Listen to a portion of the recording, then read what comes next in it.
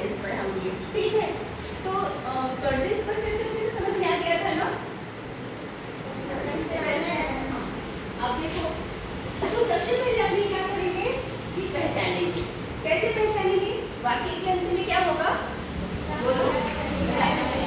रहा है, रही है और रहेंगे, है ना? जैसे ये लिखा है, वाक्य के अंत में क्या है?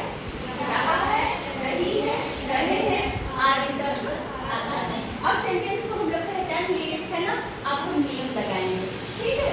तो नियम लगाएंगे तो सबसे पहले अफर्मेटिव। अफर्मेटिव मतलब साधारण वाक्य। अफर्मेटिव मतलब साधारण वाक्य, ठीक है। तो सबसे पहले subject plus is and are में से एक, है ना? सब्जेक्ट के हिसाब से, फिर वर्ब का फर्स्ट फॉर्म, फिर इसमें क्या लगाएंगे? आईएनजी फॉर्म, फिर ऑब्जेक्ट प्लस अदर वर्ड, ठीक है। अब बात ये होती है कि इज कहाँ लगाए, एम कहाँ लगाए और आर कहाँ लगाए, है ना? तो इज लगाएंगे ही, सी, इट और नेम के साथ, ठीक है ना? और एम लगाएंगे आई के साथ, आर लगाएंगे ह्यूमन सब्जेक्ट के साथ। ह्यूमन सब्जेक्ट कौन कौन सा? वी, यू, दे और भी पीएस जैसे टीचर्स, बॉयज, गर्ल्स, ठीक है। अब नेगेटिव, नेगेटिव यानी नकारात्मक वाक्य, ठीक है। तो उसके लिए हम क्या करेंगे? Subject plus is and are में से एक, सब्जेक्ट के हिसाब से, फिर नॉट लगाएंगे प्लस वर्ब का first form plus ING form plus object plus other word, ठीक है। अब आपको पता है, तो लिखा ये कि इज कहाँ लगाना है, एम कहाँ लगाना है और आर कहाँ लगाना है। अब इंटरोगेटिव यानी कि प्रश्नवाचक, है ना? प्रश्नवाचक वाक्य। तो इसमें क्या करेंगे? अपने शुरू में ही हेल्पिंग वर्ब लिख लेंगे, ठीक है।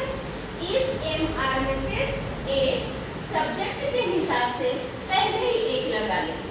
अगर सिंगुलर है तो इज, प्लूरल है तो आर और आई है तो एम। अब सबसे पहले हेल्पिंग वर्ब लिख लिया प्लस सब्जेक्ट प्लस वर्ब का first form plus ING form plus object plus other word, और यहाँ पे क्वेश्चन टैग लगाना बहुत जरूरी है, ठीक है ना? ताकि पता चले कि इंटरोगेटिव है, ठीक है। अब इंटरोगेटिव दो प्रकार का है ना? एक तो साधारण वाला यानी अफर्मेटिव वाला इंटरोगेटिव बनाओगे और दूसरा नेगेटिव वाला इंटरोगेटिव बनाओगे। तो नेगेटिव वाले बनाने के लिए क्या करेंगे? इज एम आर में से एक शुरू में ही लिख लेंगे प्लस सब्जेक्ट के तुरंत बाद नॉट लगाना जरूरी है नेगेटिव में, ठीक है।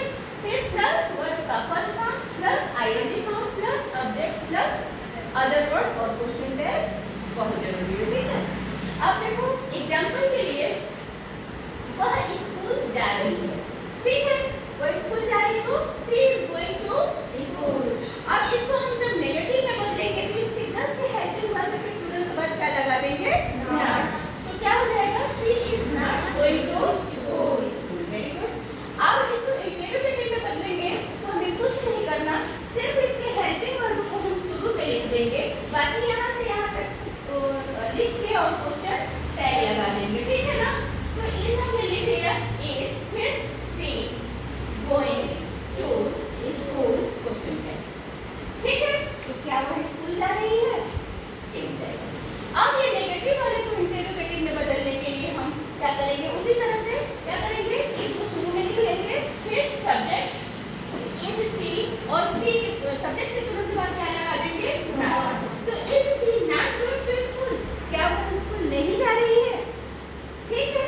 Got it? समझ में आ गया आप सबको? अच्छा, एक चीज और समझना है आपको कि जैसे मान लो वर्ब में टी है, तो जब आईएनजी लगेगा ना तो डबल होके आईएनजी लगेगा, तो क्या हो जाएगा? कटिंग, ठीक है। इसी तरह से अगर स्विम है तो एम ये डबल हो जाएगा, फिर आईएनजी लगेगा, ठीक है। तो क्या हो जाएगा? स्विमिंग, ठीक है। तो अगर एक ये है ना, वावल लेटर अगर एक है ना तो क्या हो जाएगा? अगर एन आ रहा है, एम आ रहा है, एन आ रहा है, एम एन और टी आ रहा है तो क्या हो जाएगा? डबल हो गया, आईएनजी लगेगा। लेकिन अगर डबल वावल आ जाएगा तब ऐसा नहीं हो,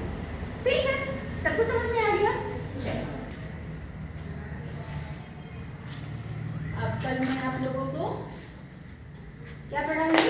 प्रेजेंट परफेक्ट। ठीक है।